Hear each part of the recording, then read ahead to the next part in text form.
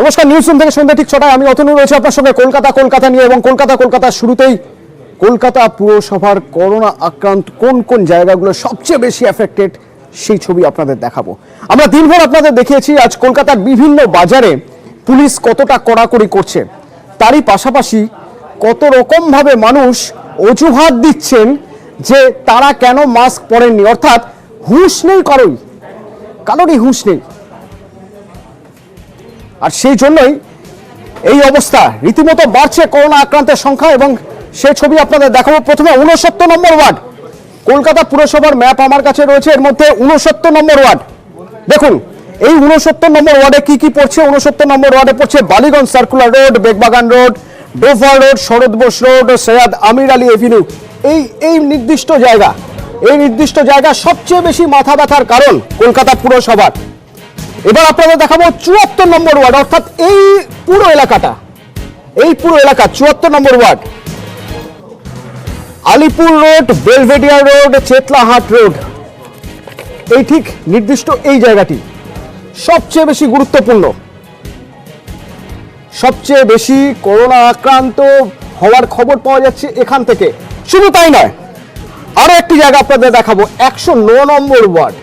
এইখানে দেখুন 109 নম্বর ওয়ার্ড, কলকাতা পুরসভার এই 109 নম্বর ওয়ার্ডে কি কি পড়ছে। পড়ছে কালিকাপুর, পড়ছে অজয়নগর, পড়ছে মুকুন্দপুর। এবং এই জায়গা সবচেয়ে গুরুত্বপূর্ণ।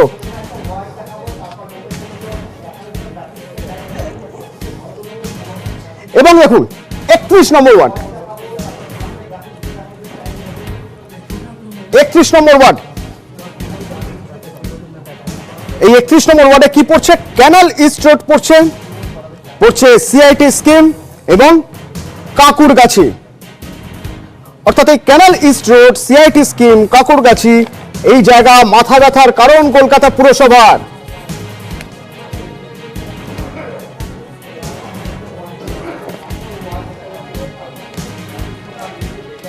এবার দেখুন 63 নম্বর ওয়ার্ড, 63 নম্বর ওয়ার্ড, অর্থাৎ এই জায়গাটিও মারাত্মক গুরুত্বপূর্ণ। এই 63 নম্বর ওয়ার্ডে কি পড়ছে, এই 63 নম্বর ওয়ার্ড অর্থাৎ AJC Bose road, Belvedere road, Jawaharlal Nehru road, Khidirpur road, Lord Sinha road, Shakespeare Sarani. এই জায়গা সবচেয়ে বেশি মাথা ব্যথার কারণ, এখানে করোনা আক্রান্তের সংখ্যা রীতিমতো বাড়ছে।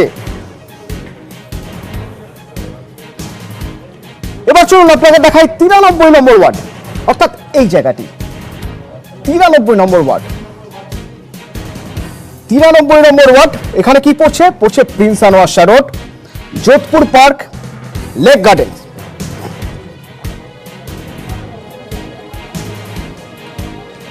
এবার দেখুন 81 নম্বর ওয়ার্ড, অর্থাৎ এই জায়গাটা সবচেয়ে বেশি গুরুত্বপূর্ণ। এই 81 নম্বর ward, Tollygunge road, Charuchandra road, Deshpran Sasmal road.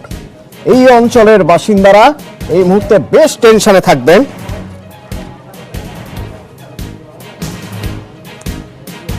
বিরানব্বই নম্বর ওয়ার্ড, এই 92 নম্বর ওয়ার্ডও সবচেয়ে বেশি গুরুত্বপূর্ণ। তার কারণ 92 নম্বর ওয়ার্ড এইখানে থাকছে Selimpur road, Sarat Ghosh garden road, Dhakuria station road.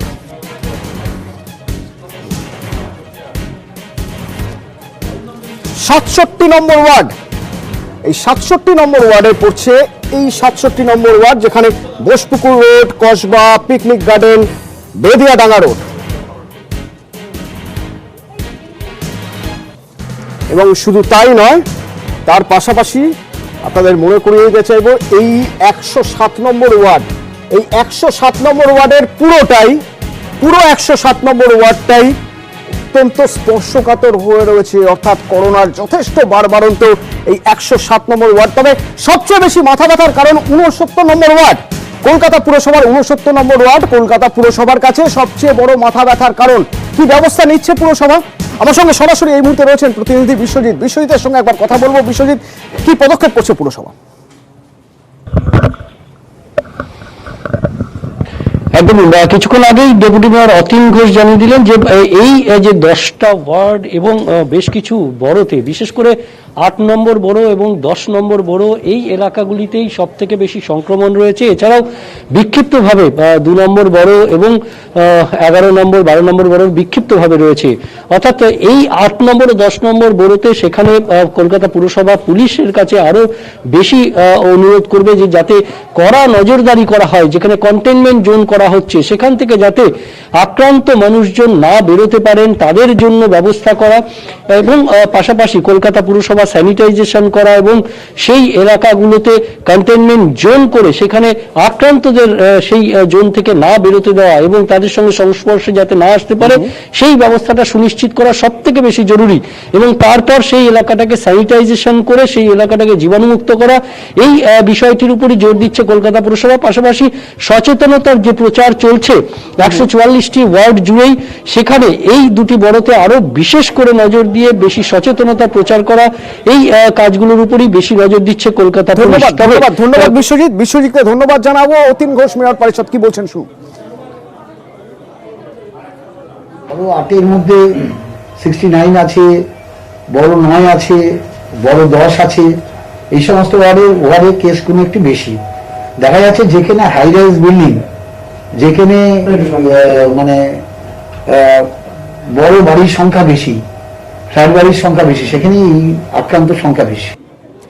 প্রতিদিন রিপোর্ট যা পাওয়া যাচ্ছে, 24 ঘন্টা অন্তর সেই রিপোর্ট বলছে করোনা আক্রান্তের সংখ্যা হু হু করে বাড়ছে। তাহলে সবার আগে নিশ্চিত করতে হবে বাজার থেকে যেন সংক্রমণ না ছড়ায়, বা ছড়ালেও তা পরিমাণে কম হয়। আর সেজন্য এই শহরের সব বাজারগুলো সকাল থেকেই দেখা যাচ্ছে কলকাতা পুলিশের কড়াকড়ি। চাঁদনি চকের ছবি দেখুন, চাঁদনি মার্কেটে পুলিশের কড়াকড়ি, এবং তার মাঝেও দেখা যাচ্ছে কেউ কেউ মাস্ক তো পরেছেন কিন্তু মাস্ক থুতনির নিচে রয়েছে। কলকাতা পুলিশের পক্ষ থেকে আপনাদের সকলকে জানানো হচ্ছে যে বর্তমান আমরা রয়েছি চাঁদনি মার্কেটে, এবং সেখানে বউবাজার থানার পক্ষ থেকে এখানে মার্কেটের ভিতরে বিভিন্ন জায়গায় এখানে স্যানিটাইজেশন শুরু হয়েছে। কলকাতা পুলিশের পক্ষ থেকে এখানে বউবাজার থানার ওসি এখানে রয়েছেন, এবং খোদ তিনি নিজে দাঁড়িয়ে বিশাল টিম তার রয়েছে এখানে, যেখানে পুলিশের নজরদারিতে কারা মাস্ক পরেনি তাদেরকে ধরপাকড় শুরু হয়েছে ইতিমধ্যেই, এবং মার্কেটের ভেতরে ঢুকে স্যানিটাইজেশনের প্রক্রিয়া চলছে। কারণ মার্কেট খোলা মানেই সেখানে অনেক মানুষের ভিড় হয়, আর সেই কারণেই এখানে স্যানিটাইজেশনের প্রক্রিয়া চলছে। তার সঙ্গে এখানে অ্যানাউন্সমেন্ট চলছে, এবং যারা মুখে মাস্ক পরেনি তাদেরকে কিন্তু ধরপাকড়ের জন্য ইতিমধ্যেই বাইরে একটি পুলিশের ভ্যান রয়েছে। আমি সেই ছবিটা একবার দেখানোর চেষ্টা করব, যেখানে এই যারা মাস্ক পরেনি বা যারা এখনো অবধি যারা অসচেতন তাদেরকে সোজাসুজি পাকড়াও করে পুরোপুরি ভেতরে নিয়ে যাওয়া হচ্ছে। চাঁদনি মার্কেট স্যানিটাইজ করার ব্যবস্থা করা হচ্ছে। এবার পোস্তা বাজারের ছবিটা একবার দেখে নেওয়া যাক। পোস্তা বাজারেও সেই কড়াকড়ির ছবি, পুলিশ সতর্ক এবং মাস্ক যাতে সবাই ব্যবহার করেন সেদিকে তীক্ষ্ণ নজর রয়েছে পুলিশের। যারা মাস্ক পরেননি তাদের পুলিশই মাস্ক পরিয়ে দিচ্ছে। এবার কোলে মার্কেট, চরম অসচেতনতার ছবি দেখা যাচ্ছে কোলে মার্কেটে। মাস্কের বদলে কেউ মুখে গামছা, আবার কেউ বলছেন মাস্ক পরতে ভুলে গেছেন। আমি ছেড়ে চলে এসেছি, ভুলে চলে এসেছি।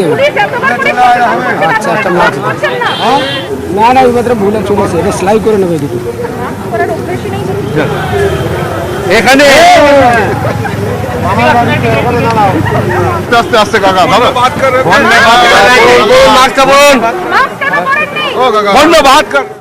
এবার বেহালা বাজার, পুলিশি টহলদারি চলছে।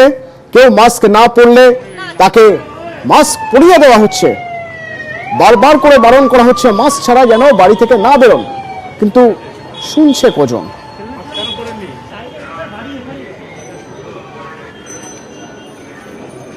গাড়িটা সবাই কেটে বেরিয়েছিলাম, ওই জন্য পায়খানাই বাড়ি আমার। যখন বেরাচ্ছেন তখন তো বলবেন।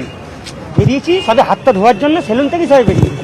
মাস্ক পরেই না, বেরাচ্ছেন। সেটা ঠিক বলেছেন স্যার, আমি পরেই ছিলাম, সবে সেলুন থেকে বেরিয়ে গাড়িটা কেটে দেখুন। এখন পুলিশ বলবে মাস্ক রেখে এসেছি, কেন? কারণ পকেটে ছিল, আমি কাজ করি তো দোকানে, ওখানে আমি রেখে এসেছি। কেন তাহলে একটু মাস্ক তো নিয়ে বেরোতে হ্যাঁ, সে তো নিশ্চয়ই একটা করোনা ভয়াবহ রোগ থাকা, রেখে এসেছি, পরে নেক্সট টাইম করবো। যারা করোনা আক্রান্ত তারা তো অসুস্থ, তাদের খাওয়ার কি হবে? তাদের জন্য এবার খাবার ব্যবস্থা করছে প্রশাসন, যাতে তাদের রান্না না করতে হয়, তারা যাতে অন্তত কিছুটা রিলিফ পান, তার জন্য পঞ্চায়েত এবং গ্রামোন্নয়ন দপ্তরকে নির্দেশ দেওয়া হয়েছে। 150 টাকায় কন্টিনেন্টাল খাবার, বাঙালি খাবার 200 টাকায়। কিভাবে পাবেন খাবার? হোয়াটসঅ্যাপ করতে পারেন বা অনলাইনে বুকিং করতে পারেন।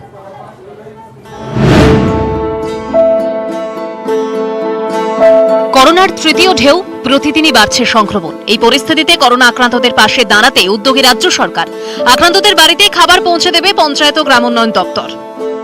রাজ্যের একাধিক জায়গাতে, বিশেষ করে শহর কলকাতা বা তার পার্শ্ববর্তী জায়গাতে একই পরিবারের একাধিক ব্যক্তি কোভিডে আক্রান্ত হয়েছেন। এই পরিস্থিতিতে প্রত্যেকের বাড়িতে সুষম খাদ্য তৈরি করা এবং খাওয়ার ক্ষেত্রে একটা অসুবিধা তৈরি হয়। সে কারণে রাজ্য পঞ্চায়েত দপ্তরের অন্তর্গত সিডিসির তরফ থেকে এবার ডায়েট ফুড বা সুষম খাদ্য সরবরাহ করার কাজ শুরু করা হলো। হোম ডেলিভারিতে 2 রকমের মেনু, কন্টিনেন্টাল এবং বাঙালি। কন্টিনেন্টাল প্লেটে থাকছে ঢেকি ছাঁটা চালের ভাত, ব্রোকলি, টমেটো, বিনস, গাজর দিয়ে মিক্সড ভেজ, গ্রিল চিকেন, কমলা লেবু। কন্টিনেন্টাল এই প্লেটের দাম 150 টাকা। বাঙালি প্লেটে থাকছে ভাত, ডাল, মুরগির মাংসের স্টু, চাটনি, কমলা লেবু, কিউই। এই প্লেটের দাম 200 টাকা। ফোন, হোয়াটসঅ্যাপ, ফেসবুক বা ওয়েবসাইটে সকাল 9টার মধ্যে অর্ডার দিতে হবে। প্রথমত হচ্ছে যে তারা আমাদের হোয়াটসঅ্যাপে অর্ডার করতে পারেন। 2 নম্বরে আমাদের যে ফেসবুক পেজ WBCADC, তারা ফেসবুকে ডাইরেক্ট অর্ডার করতে পারে। আর 3 নম্বর যেটা আছে সেটা হচ্ছে যে ডাইরেক্টলি তারা আমাদের ওয়েবসাইটে গিয়ে www.wbcadc ওয়েবসাইটে অর্ডার করতে পারে। এছাড়া তারা যেটা করতে পারেন সেটা হচ্ছে যে আমাদের এই মৃত্তিকা ভবনে, যেটা সল্ট লেকে অনেকে করছেন, মৃত্তিকা ভবনের অফিসে ডাইরেক্টলি ফোন করে অর্ডার বুক করছেন। কলকাতা ও পার্শ্ববর্তী এলাকায় আপাতত এই পরিষেবা, কোনো ডেলিভারি চার্জ নেই। ইতিমধ্যে কলকাতা, বিধাননগর, নিউ টাউন সহ একাধিক জায়গা থেকে এর খাবার নেওয়ার জন্য যে অর্ডার, তা নেওয়ার কাজ শুরু হয়েছে। দপ্তর আশা করছে আগামী দিনে আরো বেশি সংখ্যক মানুষের কাছে এই খাবার তারা পৌঁছে দেওয়ার ব্যবস্থা করতে পারবে। ক্যামেরা জ্যোতির্ময় বসুর সাথে আবির ঘোষাল, নিউজ 18 বাংলা, কলকাতা। আজ থেকে শুরু হলো প্রিকশনারি ডোজ বা বুস্টার ডোজ দেওয়ার কাজ। কারা পাবেন এই বুস্টার ডোজ বা প্রিকশনারি ডোজ? 60 বছরের বেশি বয়স হয়েছে যাদের এবং যাদের 9 মাস হয়ে গেছে দ্বিতীয় ডোজ নিয়েছেন টিকার, তারা এই বুস্টার ডোজ পেতে পারেন এবং তার জন্য আবেদন করতে হবে। এবং যারা যারা তাদের মধ্যে কোমরবিডিটি আছে তারাই অগ্রাধিকার পাবেন।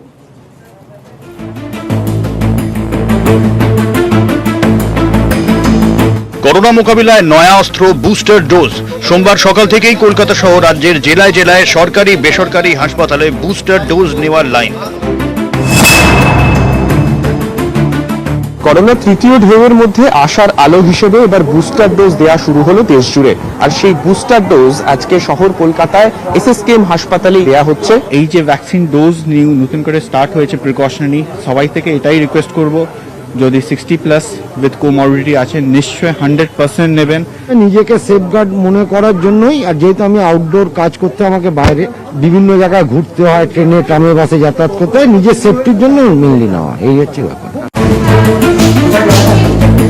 কলকাতার পাশাপাশি জেলাগুলিতেও এদিন বুস্টার ডোজ দেওয়া হয়।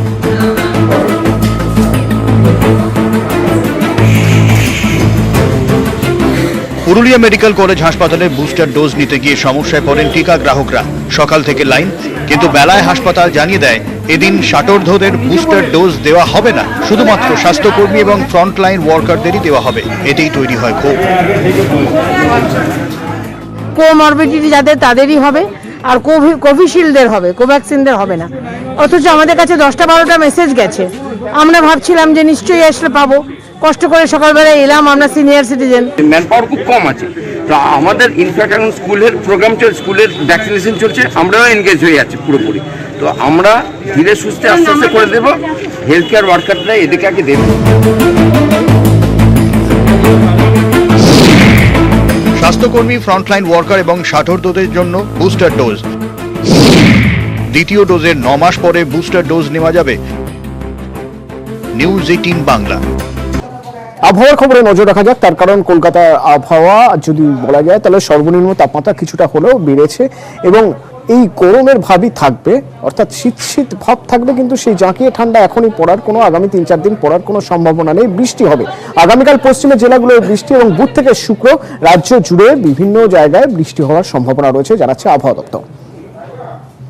মোটামুটি 11 থেকে 14 এই সময়টায় আমরা দক্ষিণবঙ্গের জেলাগুলোতে কিন্তু বৃষ্টি পাবো। পুরুলিয়া, বাঁকুড়া, কিছুটা পশ্চিম বর্ধমান, বীরভূম এই জেলাগুলোতে হয়তো হালকা বৃষ্টি শুরু হবে আজকে রাতের পর থেকে। 11 তারিখ থেকে যথারীতি বৃষ্টিটার থেকে একটু বাড়বে এবং ম্যাক্সিমাম বৃষ্টি আমরা এক্সপেক্ট করছি 12 তারিখ দক্ষিণবঙ্গের প্রায় সমস্ত জেলাতেই। 13-14 বৃষ্টি থাকবে কিন্তু 12 থেকে একটু কমে যাবে। উত্তরবঙ্গের ক্ষেত্রে 10 তারিখ আজকে শুধু দার্জিলিং আর কালিম্পংয়ে খুব হালকা বৃষ্টি হতে পারে। দক্ষিণবঙ্গের মতোই 11 তারিখ থেকে একটু বৃষ্টি বাড়বে। 12 তারিখ উত্তরবঙ্গের দু একটা জায়গায় শিলাবৃষ্টি এবং থান্ডারস্টর্ম হওয়ার সম্ভাবনা থাকছে। 13 থেকে বৃষ্টি উত্তরবঙ্গেও কমবে এবং 14 তারিখে মূলত হালকা রেন। পরিষ্কার আকাশ বলতে যেটা বুঝি মোটামুটি সেটা আমরা 16 তারিখ পাবো। এবার একবার জম্মুর একটা ছবি দেখে নেওয়া যাক। জম্মুর রাস্তা বন্ধ হয়ে গিয়েছে বরফ পড়ে। লাগাতার তুষারপাত, যার জেরে রাস্তা প্রায় বন্ধ।